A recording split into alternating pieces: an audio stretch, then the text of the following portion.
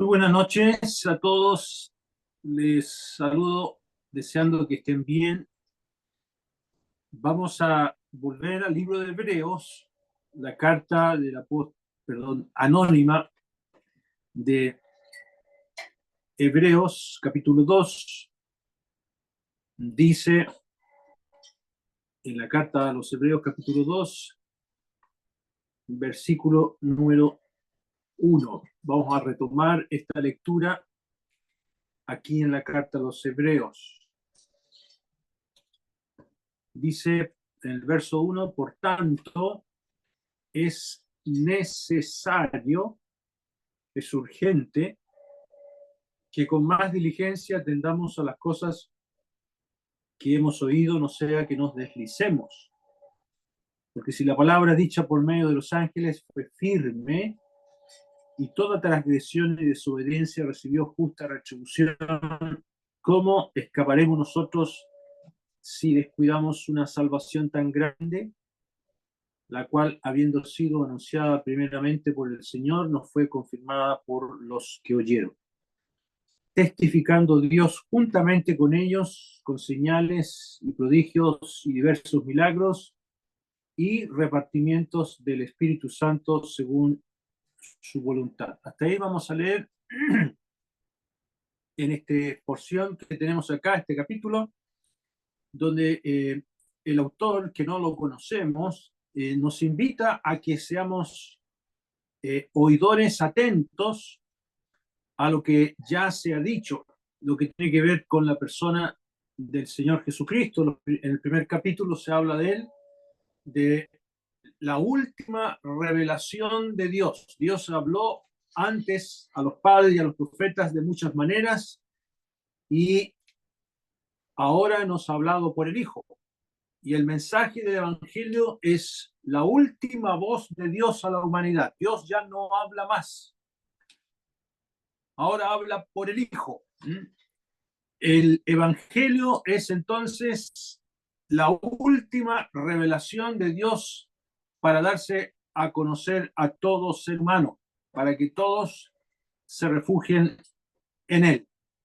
Y todo lo que se menciona en el capítulo número 1 respecto del Señor Jesucristo son las evidencias de que realmente a Él debemos estar atentos y obedecer su palabra y creer en su persona.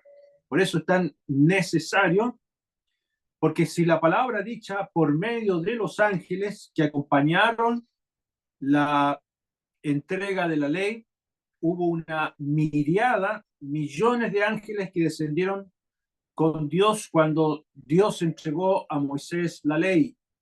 Cuando eso ocurrió, los ángeles estaban allí respaldando ese mensaje.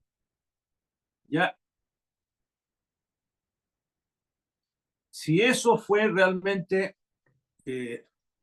firme, como dice el versículo número 2, y toda transgresión y desobediencia recibió justa retribución, ¿cómo escaparemos nosotros si descuidamos una salvación tan grande?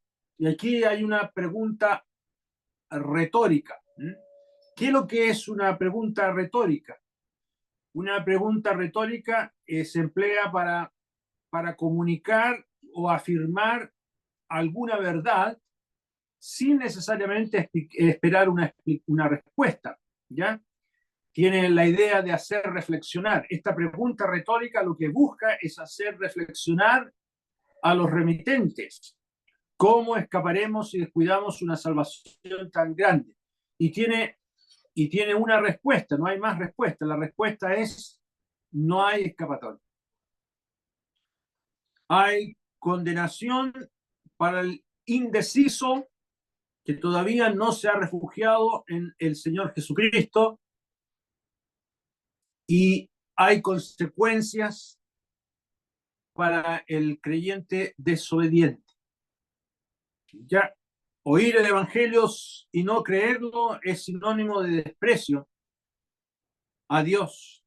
Más aún es sinónimo de pisotear la sangre del Señor Jesucristo. El autor de este libro nos dice que eso es lo que Dios considera cuando una persona posterga la salvación todavía no cree, lo rechaza, está pensándolo, eso es muy peligroso. Por eso en el capítulo 10 del libro de Hebreos nos dice el verso 26, Hebreos 10, 26 dice, porque si pecaremos voluntariamente después de haber recibido el conocimiento de la verdad, ya no queda más sacrificio por los pecados, sino una horrenda expectación de juicio y de hervor de fuego que ha de devorar a los adversarios. El que viola la ley de Moisés por el testimonio de 2 o 3 testigos muere irremisiblemente. ¿Cuánto mayor castigo pensáis que merecerá el que pisoteare al Hijo de Dios y tuviere por inmunda la sangre del pacto en la cual fue santificado y hiciere afrenta al Espíritu de gracia? Y esta es otra advertencia de las casi 5 advertencias que aparecen en este libro, el peligro que existe de quienes oyen el Evangelio y no resuelven obedecerlo. Este pasaje aquí en el capítulo número 10 nos habla que en la ley de Moisés, el que violaba la ley de Moisés, 2 testigos o 3 testigos se presentaban y esa persona moría apedreada. Por eso, cuando había idolatría, cuando había falsa doctrina, cuando se cometían pecados dignos de muerte, entonces eh, recibían retribución. Ahora, aquí el autor vuelve a preguntar, ¿cuánto mayor castigo pensáis que merecerá el que pisoteare al Hijo de Dios y tuviere por inmunda la sangre del pacto? Y usted me dirá, bueno, pero eso es para los inconversos. Es verdad, los inconversos actúan con esa actitud de desprecio, pero Dios lo ve igual cuando un creyente a sabiendas no es fiel, no obedece la palabra de Dios. Aquí dice, en la cual fue santificado e hiciera afrenta al Espíritu de gracia. La obra del Señor, el mensaje del Evangelio santifica, hace que una persona resuelva cambiar, pero si no cree en ese mensaje, esa santificación es una afrenta al Espíritu de gracia. Pero si es un creyente y la palabra de Dios le ha invitado a obedecerla y no lo hace, eso también traerá serias consecuencias. Por eso lo mencioné la vez pasada, hay disciplina para el creyente desobediente, ¿ya? Ese es un tema que se trata también en otras porciones de la Biblia, cuando el apóstol Pedro dijo, porque es tiempo de que el juicio comience por la casa de Dios. Y si primero comienza por nosotros, ¿cuál será el fin de aquellos que no obedecen al Evangelio de Dios? Y ahí Pedro habla de los 2 aspectos. El juicio o el examen para la casa de Dios en este tiempo, cuando lleguemos al tribunal de Cristo, no hay juicio. Estoy citando 1 Pedro 4:17. Es necesario que el juicio comience por la casa de Dios. Y Dios aquí, en esta vida, a los creyentes nos enjuicia, nos disciplina si somos desobedientes. ¿Cuánto más será el fin de aquellos que no obedecen al Evangelio de Dios? Entonces Pedro también considera los 2 aspectos. Un conjunto de personas que todavía no creen y muchos que dicen que han creído y no son obedientes a las instrucciones de la palabra de Dios. Entonces, lo que se entiende aquí es que es real el principio de la ley de la siembra y la cosecha, algo que existió en el Antiguo Testamento y algo que sigue presente también en el día de hoy. El apóstol Pablo dice ahí en Gálatas 6:7, no os engañéis, Dios no puede ser burlado, pues todo lo que el hombre sembrare, eso también segará. Porque el que siembra para su carne, de la carne segará corrupción, mas el que siembra para el espíritu, del espíritu segará vida eterna. Esa ley de la siembra y de la cosecha sigue vigente hoy día. Y es muy válido que aprendamos esta ley de la retribución, cómo Dios ¿Y no hay obra mortadela? con el inverso y cómo Dios también actúa con los creyentes desobedientes. ¿Ya? La retribución, como dice aquí, estamos leyendo en Hebreos capítulo número 2, en el versículo número 2, dice Hebreos 2:2, porque si la palabra dicha por medio de los ángeles fue firme, y toda transgresión y desobediencia recibió justa retribución. Dios aplica esta ley de la retribución al que a sabiendas desobedece la palabra de Dios. No sé, para algo no le gustó bien, no le cayó bien a él y a este señor y se salió. Ahora sí. Y ya no estoy viendo a el niño, eran trabajadores los dos partidos. No, pero no está. No, es que aquí no lo veo, se llama Elvis. A lo mejor que esté con una sigla. No, pero no es otra esta. Hay que silenciar ahí. Entonces, la retribución es algo propio que el Señor hace para los inconversos. Por ejemplo, leamos en segunda Tesalonicenses capítulo 1, versículo 8. Dice, en la segunda venida del Señor, dice en llama de fuego para dar retribución, para dar pago. Eso significa a los que no conocieron a Dios ni obedecen al Evangelio de nuestro Señor Jesucristo. La retribución es que se devuelve el mal que la persona realiza, ¿ya? Esto es lo que pagará Dios, el Señor, a los que no obedecen al Evangelio. Dios les devolverá su rechazo, porque no consideraron digna la obra del Señor Jesucristo. También el Antiguo Testamento dice, porque Él pagará al hombre según sus obras y le retribuirá conforme a su camino. ¿Ya? Esto es lo que hace Dios. Dios retribuye. Estoy leyendo en Job 34:11. Dios pagará al hombre según sus obras y le retribuirá conforme a su camino. Esto lo hace siempre Dios con todo ser humano. De alguna manera, Dios mantiene un equilibrio moral en su creación, ¿ya? A veces uno dice, ¿cómo le está yendo tan bien a los narcotraficantes y a todos estos carteles que han entrado a nuestro país? Y prosperan y hacen maldades. No se preocupen, Dios castiga y aplica su castigo a todos los que hacen aquello. Uno no lo ve, pero Dios actúa.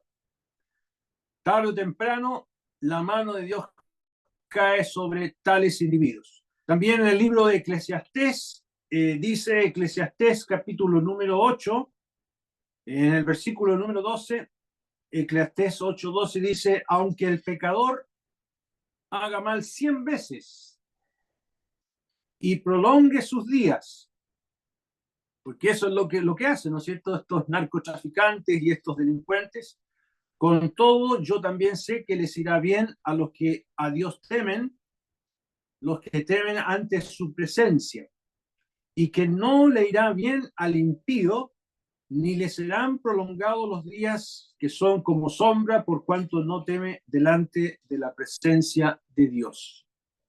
Entonces, la retribución no produce ningún cambio en el inconverso, solo es castigo. Sin embargo, la disciplina educa y la disciplina es para el Hijo de Dios. Leamos acá en el libro de Hebreos capítulo número 12, en Hebreos capítulo número 12 dice en el versículo número 5, habéis ya olvidado la exhortación que como a hijos se os dirige, diciendo, hijo mío, no menosprecies la disciplina del Señor, ni desmayes cuando eres reprendido por él, Porque el Señor al que ama disciplina y azota a todo el que recibe por hijo. Dios azota y disciplina a sus hijos. Versículo 8. Pero si se os deja sin disciplina, de la cual todos han sido participantes, entonces sois bastardos y no hijos. De manera que si un hijo de Dios es negligente, desobediente, Dios lo va a disciplinar. Y la disciplina a veces no es necesariamente porque hemos pecado, sino porque nuestra tendencia es a la negligencia, al abandonar nuestro compromiso de obedecer, seguir adelante, a pesar de cualquier problema que pueda ocurrirnos. Versículo 10 dice, y aquellos ciertamente por pocos días nos disciplinaban como a ellos les parecía, pero Dios, para lo que nos es provechoso, para que participemos de su santidad. La disciplina es para que participemos de la santidad de Dios. La característica de un hijo de Dios es que a pesar de sus bajones, a pesar de sus caídas, ese creyente sigue adelante y es disciplinado por Dios. Y en él se van produciendo cambios. En el individuo inconverso no. Puede escuchar por un tiempo la Biblia, puede venir a veces, de vez en cuando, a la iglesia a escuchar la palabra de Dios, pero no hay cambios. De manera que podemos decir aquí que la salvación no es un pasaporte al cielo que tú recibes y luego lo olvidas, las responsabilidades que hay. No, la salvación exige responsabilidad. Y este libro precisamente fue escrito para que nosotros los creyentes vivamos responsablemente. Como el apóstol Pablo dijo a los filipenses, amados míos, como siempre habéis obedecido, no como en mi presencia solamente, sino mucho más ahora en mi ausencia, ocupaos en vuestra salvación con temor y temblor, no porque se pueda perder. ¿Quién se ocupa de la salvación? El que la tiene. El que la tiene tiene que ocuparse. Tiene que estar en un constante examen de su vida, de servicio, de obediencia, de dependencia de su Salvador y de la influencia de su Espíritu Santo en la iglesia, como lo vamos a ver hoy día. De manera que la salvación tan grande que habla cómo escaparemos si descuidamos una salvación tan grande, es grande porque es eterna. Es grande porque nos salva de la ira de Dios, de la esclavitud, del pecado. Es grande porque nos salva de no solamente de la muerte eterna, sino que trae bendiciones, como el hecho de entrar y acercarnos a la presencia de Dios. Y nos asegura nuestra ciudadanía celestial y nuestra entrada a la casa o a la ciudad celestial. Entonces, descuidar esto y vivir negligentemente no quedará sin castigo. Para Dios, descuidar esta salvación, no obedecer, es como pisotear la sangre de su amado Hijo. Ahora volvamos a Hebreos, capítulo número 2 y versículos número 3 al final. Nos dice en Hebreos 2:3 al final, no fue confirmada por los que la oyeron. Primero dice, la cual, esta salvación, habiendo sido anunciada primeramente por el Señor, nos fue confirmada por los que oyeron. Esta expresión, este verbo confirmar, significa hacer firme. Tanto el Señor como los que oyeron al Señor confirmaron, hicieron firme el mensaje del Evangelio como algo de toda confianza. De la misma manera que los ángeles, cuando vinieron para entregar la ley a Moisés, fue firme, dice el versículo 2. Esa palabra firme o confirmar es la misma expresión, ¿ya? De manera que si la palabra dada por la interacción de los ángeles fue firme, mucho más es la palabra traída por el Señor y respaldada por los que le oyeron a él. ¿Ya? Y es firme en tres sentidos. Primero, porque es la palabra que el Hijo de Dios nos trajo acerca del Padre.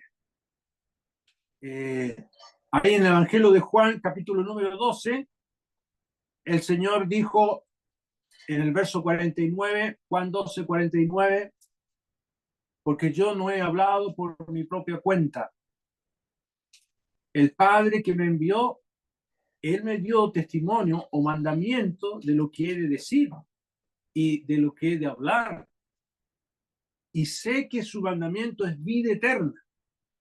Así pues, lo que yo hablo, lo hablo como el Padre me lo ha dicho. De manera que el Hijo de Dios, el Señor Jesucristo, vino trayendo un mandamiento de Dios. Todo lo que él dijo era lo que el Padre decía que había que decir. De manera que el mensaje del Evangelio tiene la autoridad de Dios, lo que trajo el Señor Jesucristo. En segundo lugar, no solamente fue confirmada por el mismo Señor Jesucristo, la última voz de Dios hacia la humanidad, también fue confirmada por los que oyeron al Señor Jesucristo. Vamos a leer en Primera de Juan, la primera carta del apóstol Juan, capítulo 1, y el verso número 1, Primera Juan 1:1. Dice ahí, lo que era desde el principio, lo que hemos oído, lo que hemos visto con nuestros ojos, lo que hemos contemplado y palparon nuestras manos tocante al verbo de vida. Ellos tocaron al Señor, ellos lo vieron, ellos escucharon al Señor. Verso 2, porque la vida fue manifestada y la hemos visto. Testificamos y os anunciamos la vida eterna, la cual estaba con el Padre y se nos manifestó. Lo que hemos visto y oído, eso os anunciamos para que también vosotros tengáis comunión con nosotros, y nuestra comunión verdaderamente es con el Padre y con su Hijo Jesucristo. Y los que oyeron, los apóstoles, también acreditan y dan testimonio de que esta salvación es segura. ¿Ya? En tercer lugar, otra cosa que confirma que la palabra de Dios, el Evangelio, es firme, es el testimonio del Espíritu Santo a través de los milagros que ocurrieron cuando el Evangelio fue proclamado. Si volvemos a Hebreos capítulo número 2, el versículo número 4 dice, testificando Dios juntamente con ellos, con el Señor Jesucristo y con los apóstoles, con señales y prodigios y diversos milagros y repartimientos del Espíritu Santo según su voluntad. Aquí tenemos entonces cómo el Espíritu Santo respaldó el ministerio del Señor Jesucristo como el de los apóstoles. Ahora hagamos un paréntesis aquí. El autor de este libro de Hebreos no oyó directamente al Señor. El evangelio que recibió el autor del libro de los Hebreos no lo recibió directamente del Señor. Miren el versículo número 3, volvamos al verso 3, porque dice, la cual habiendo sido anunciada primeramente por el Señor, se incluye, nos fue confirmada por los que oyeron. El autor de este libro no escuchó al Señor, sino a los que oyeron al Señor, a los apóstoles. Esto quiere decir que el autor del libro de los Hebreos no fue ni apóstol y tampoco hizo milagros. ¿Ya?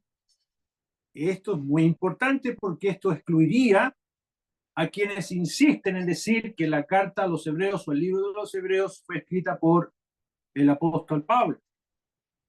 El autor de este libro no recibió directamente el evangelio del Señor, lo recibió de los que oyeron al Señor.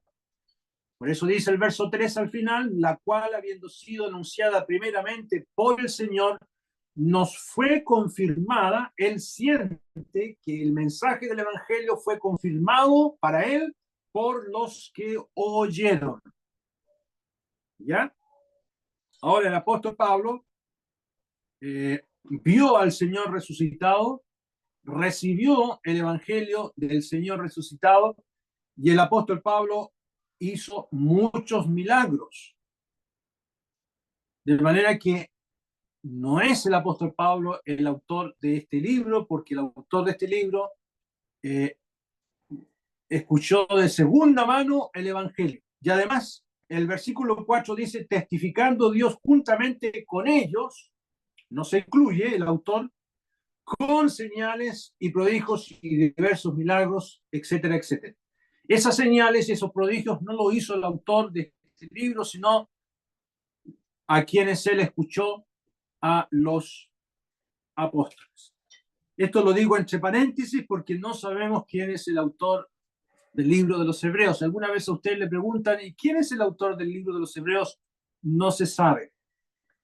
Algunos creen que es el apóstol Pablo porque al final del libro este se habla de Timoteo, que estaba encarcelado, que había salido en libertad, pero el estilo de este libro no tiene nada que ver con las cartas del apóstol Pablo. Y aquí también, en el verso 2 al 3 del capítulo 2, se confirma que el autor de este libro no fue testigo presencial del Señor Jesús y tampoco hizo milagros.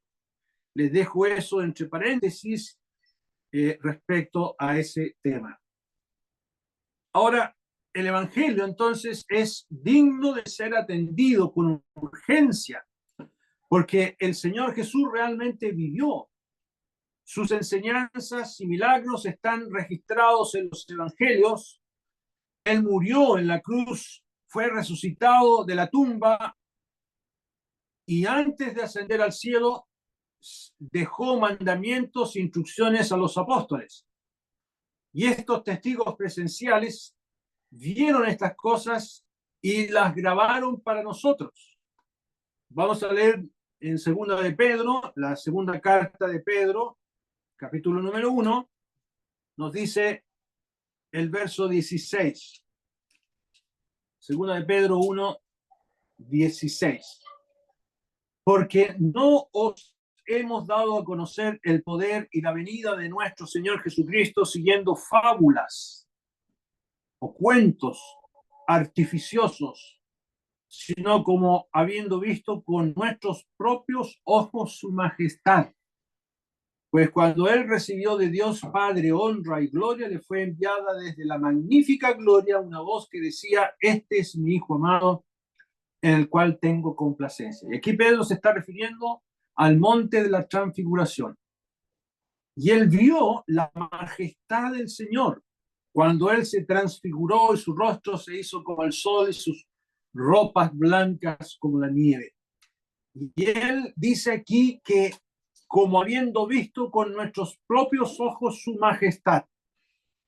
Incluso estos testigos se aferraron a la verdad sobre quién era el Señor Jesucristo y estuvieron dispuestos a perder su vida hablando de lo que habían visto y oído. De manera que el mensaje del Evangelio está respaldado por estos testigos que nos acreditan que la palabra que hemos recibido, que tenemos, es más confiable que la misma ley. ¿Ya? Cuando los apóstoles Pedro y Juan empezaron a predicar el Evangelio, fueron al templo y sanaron a aquel cojo que estaba a la entrada pidiendo limosna, se produjo un tremendo alboroto y comenzaron a hablar del Señor. Ese mendigo pide algo de dinero y el apóstol Pedro le dijo, no tengo nada, pero lo que tengo te doy. Y le dijo, levántate. Y aquel hombre que estaba cojo ahí, imposibilitado de hacer algo, se levanta y es sanado milagrosamente. Entonces las autoridades celosas de lo que había ocurrido le pidieron cuenta a los apóstoles por qué habían hecho eso y los intimaron a que en ninguna manera hablasen ni enseñasen en el nombre de Jesús. Estoy leyendo en Hechos 4:18. Mas Pedro y Juan respondieron diciéndoles: juzgad, sé justo delante de Dios, obedecer a vosotros antes que a Dios, porque no podemos dejar de decir lo que hemos visto y oído. Y nuevamente el apóstol Pedro vuelve a repetir de que lo que oyó, lo que vio, era real y no podía dejar de testificar. Entonces, el mensaje del Evangelio es un mensaje histórico, real, algo que no se le ocurrió a ningún hombre, sino que algo que vino del cielo y que estos testigos nos han dejado y podemos estar confiados que es la palabra de Dios.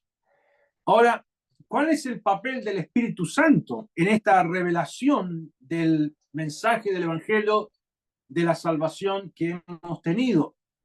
Ya que el mensaje que trajeron los ángeles fue firme y entregado a Moisés por Dios mismo, respaldado por sus ángeles, ¿qué papel tuvo el Espíritu Santo ahora en esta nueva revelación del Evangelio? Volvamos a Hebreos capítulo número 2, versículo número 4.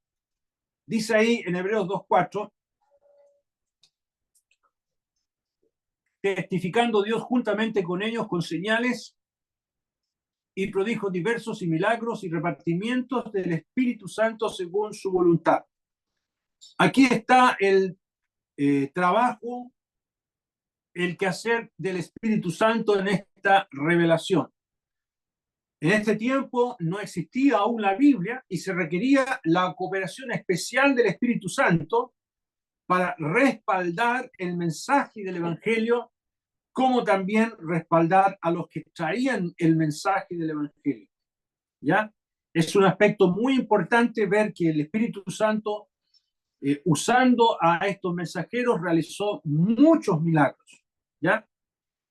Y las personas eran convencidas realmente que la palabra que se predicaba y quienes lo hacían eran enviados de Dios. Este siempre es el sentido de los milagros. El milagro o las señales o los prodigios son usados en dos sentidos. Primero, para respaldar un mensaje y al mensajero.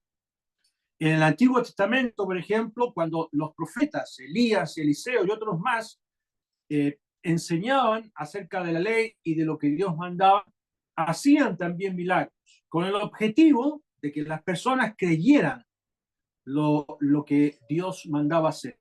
Así sucedió con Moisés. Cuando Moisés fue enviado por Dios para sacar a Israel de Egipto, Moisés preguntó, ¿y qué voy a decir? ¿Quién me envió? Dios le dijo, yo soy el que soy, le dirás que soy. Y mete tu mano en tu pecho. Y metió su mano en su pecho y salió leprosa. Y eso vas a hacer delante de Israel para que ellos crean que tú me enviaste. Toma tu vara y tírala al suelo y la vara se convierte en una serpiente. Eso vas a hacer delante de Israel para que crean que yo te envié. Entonces los milagros serán para respaldar al mensajero. Vamos a ver un ejemplo de Elías. Vamos a Primera de Reyes, cuando él nos cuenta en Primera de Reyes capítulo 17,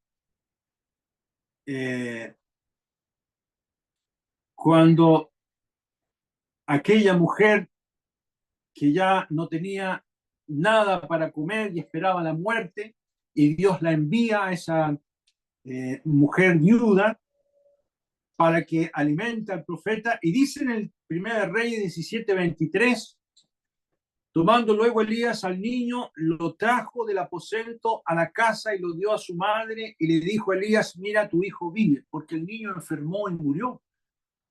Entonces la mujer dijo a Elías, ahora conozco que tú eres varón de Dios y que la palabra de Jehová es verdad en tu boca. Ahí están los dos aspectos. Ella reconoció que Elías era un varón de Dios, número uno, y ella reconoció que la palabra de Jehová era verdad en la boca de Elías. El pequeño niño enfermó, falleció y Elías lo resucitó. Ese milagro fortaleció a esa mujer y ella creyó. Esos aspectos es lo que también hizo el Espíritu Santo cuando el mensaje del Evangelio fue predicado.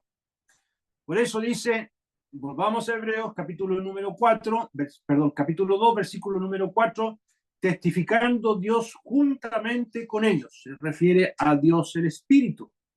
Esa palabra testificando se puede traducir co-testificando Dios.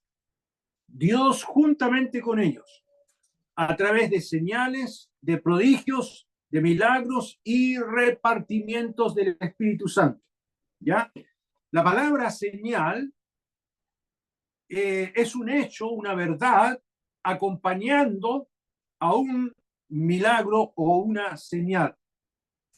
La señal marca un hito sorprendente que apela al entendimiento. De hecho, es llamativo que el Evangelio de Juan solamente habla de señales, pero nunca habla de milagros, porque las señales que aparecen en el Evangelio de Juan eran realmente para enseñar a los creyentes. Y cuando llegamos al capítulo 2 del Evangelio de Juan, cuando el Señor hace su primer milagro y transforma el agua en vino, dice, este principio de señales hizo Jesús en Caná de Galilea y manifestó su gloria y sus discípulos creyeron en él. Entonces las señales del Evangelio de Juan son para los creyentes, para que los creyentes se fortalecieran en fe. Y termina el Evangelio de Juan con esta declaración de Juan, hizo también Jesús muchas otras señales en presencia de sus discípulos, las cuales no están escritas en este libro, pero estas se han escrito para que creáis que Jesús es el Cristo, el Hijo de Dios, y para que creyendo tengáis vida en su nombre. Entonces, una señal es un milagro, pero tiene como objetivo marcar un hito, un mensaje que apela al entendimiento y que llama a volcarse por fe absolutamente en el Señor. Pero también aquí en Hebreos 2:4 se ocupa la palabra prodigio. Y un prodigio es el poder de Dios que produce asombro. La persona al ver el milagro, el prodigio, quedaba asombrada de lo que ocurría, y los que veían ese prodigio, algunos creían, otros quedaban asombrados y sorprendidos de el poder de Dios.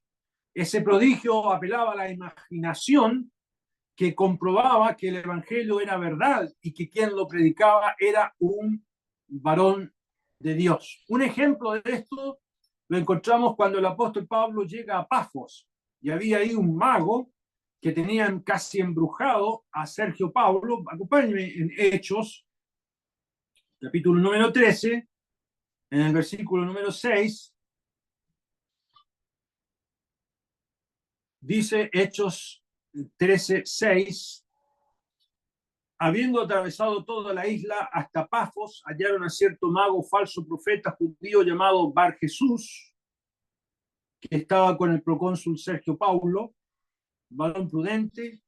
Este, llamando a Bernabé y a Saulo, deseaba oír la palabra de Dios, pero les resistía Elimas el mago, pues así se traduce su nombre, procurando apartar de la fe al procónsul. Entonces Saulo, que también es Pablo, lleno del Espíritu Santo, fijando en él los ojos, dijo: oh, lleno de todo engaño, de toda maldad, hijo del diablo, enemigo de toda justicia, no cesarás de trastornar los caminos rectos del Señor. Ahora pues, aquí la mano del Señor está contra ti, y serás ciego, y no verás el sol por algún tiempo. E inmediatamente cayeron sobre él oscuridad y tinieblas, y andando alrededor buscaba a quien le condujese de la mano. Entonces el procónsul, viendo lo que había sucedido, creyó, maravillado de la doctrina del Señor. Aquí tenemos el asombro del procónsul Sergio Pablo, y creyó el mensaje del apóstol Pablo, el mensaje del evangelio. ¿Ya? Eso causaba el prodigio. También se ocupa aquí en Hebreos 2:4 la palabra milagro. Milagro, y la palabra tiene que ver con poder, algo sobrenatural que mostraba realmente un poder que no venía de ninguna criatura, sino solamente del Señor. Y se dice en el libro de los Hechos, capítulo número 2, respecto del Señor Jesucristo, dice en Hechos 2:22, cuando Pedro está predicando el día de Pentecostés: varones israelitas, oíd estas palabras: Jesús Nazareno, varón aprobado por Dios entre vosotros, con las maravillas, esa palabra es milagro, con los milagros, prodigios y señales que Dios hizo entre vosotros por medio de él, como vosotros mismos sabéis. Aquí están los tres vocablos que tenemos en Hebreos 2:4. Y debemos tener atención aquí porque estos mismos tres aspectos se mencionan de la actividad del diablo engañando a los incrédulos. No solamente hoy día, sino también cuando aparezca el hombre de pecado.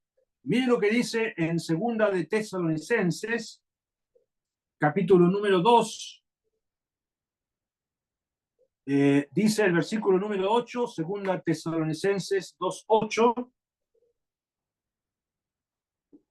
Entonces se manifestará aquí el inicuo, a quien el Señor matará con el espíritu de su boca, y él destruirá con el resplandor de su venida. Inicuo cuyo advenimiento es por obra de Satanás. Y aquí están los tres aspectos. Con gran poder, esa es la palabra milagros, y señales y prodigios mentirosos, y con todo engaño de iniquidad para los que se pierden, por cuanto no recibieron el amor de la verdad para ser salvos. ¿Ya? En este caso, los milagros son de maldad, los prodigios son mentirosos y las señales son engañosas. Y de alguna manera el diablo engaña a la humanidad imitando la obra del Señor. Ahora, el cuarto aspecto que tenemos en Hebreos 2:4 es lo que nos dice al final del versículo 4, repartimientos del Espíritu Santo según su voluntad. ¿Qué es lo que es esto de repartimientos? Son los dones que repartió el Espíritu Santo a la iglesia, a los creyentes, para la divulgación del Evangelio. ¿Ya?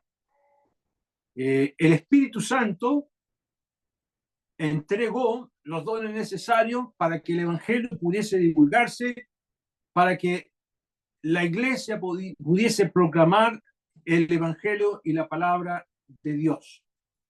Esos milagros, esos prodigios, esas señales tuvieron su tiempo, ¿ya? Y llegó un tiempo que los dones milagrosos, los prodigios y las señales se terminaron porque la palabra estaba ya revelada. Vamos a leer para confirmar esto en 1 Corintios, capítulo número 13. En el verso número 8 dice, 1 Corintios 13:8, el amor nunca deja de ser, pero las profecías se acabarán y cesarán las lenguas y la ciencia acabará. Y dice el verso 10, mas cuando venga lo perfecto, entonces lo que es en parte se acabará. Esas expresiones que se acabará, que cesaron, se refieren no solamente al don de lenguas, sino a los dones milagrosos, como hacer milagros o señales. Todo eso tuvo su tiempo, el don de profecía, todo eso terminó y sigue con la iglesia los dones de continuidad o de edificación que permiten la proclamación del Evangelio. Y esos repartimientos del Espíritu Santo son según su voluntad. ¿Se fijó? Según su voluntad. Eso nos enseña que el Espíritu Santo es una persona divina y soberana que entrega estos dones a la iglesia para que la iglesia cumpla su ministerio de llevar el glorioso mensaje del Evangelio. Y el Espíritu Santo decide a quién entregar esos dones. Aquí en 1 Corintios, el capítulo número 12, nos dice el apóstol Pablo en el verso número 11, pero todas estas cosas las hace uno y es el mismo Espíritu repartiendo cada uno en particular como él quiere. ¿Ya? Cada miembro de la iglesia hoy día ha recibido un don y ha sido dado por el Espíritu Santo según la voluntad de él. Los dones no se piden, se reciben. Y es muy probable que esto ocurre en el momento de la conversión, en el momento en que fuimos salvos, el Espíritu Santo nos sella y nos comunica los dones que cada creyente posee hoy día. Vamos a leerlo en Primera de Pedro, capítulo número 4 y el versículo número 10. Aquí se nos dice que los dones se reciben, no se piden. Dice 1 Pedro 4:10, cada uno según el don que ha recibido. Significa que aquí dice que los dones se reciben, no se piden. Hay algunos que andan pidiendo algún don, no, eso no es bíblico. Ministrelo a los otros como buenos administradores de la multiforme gracia de Dios. Si alguno habla, hable conforme a las palabras de Dios. Si alguno ministra, ministre conforme al poder que Dios da, para que en todo sea Dios glorificado por Jesucristo, a quien pertenecen la gloria y el imperio por los siglos de los siglos. Amén. Ahí está entonces, finalmente, la obra del Espíritu Santo respaldando esta palabra firme, ¿ya? A través de milagros al comienzo, pero luego a través de sus dones que todavía están con nosotros vigentes para la proclamación del Evangelio. Vamos a dejar hasta aquí la palabra de Dios y vamos a terminar con una oración. Padre Santo, queremos agradecerte por tu palabra. Más te agradecemos, nuestro Dios, por quien la trajo, tu amado Hijo, tan obediente. Él trajo lo que tú le mandaste. Y gracias que tenemos esta palabra segura a la cual hacemos bien en poner atención y obedecerla y no deslizarnos. Por quienes todavía no son salvos, te pedimos por ellos para que obedezcan el Evangelio y no reciban de vuelta su rechazo. Y a nosotros que decimos ser salvos, a ser obedientes y seguir adelante en fe. Queremos quedar en tus manos en el precioso nombre del Señor Jesucristo. Amén. Amén. Hermano. Muchas gracias, hermano Camilo, por la palabra. Estamos muy contentos de poder ser exhortados acerca de esta salvación tan grande. Y que el Señor bendiga a todos aquellos que están conectados de diferentes lugares. Eso es, saludos cordiales.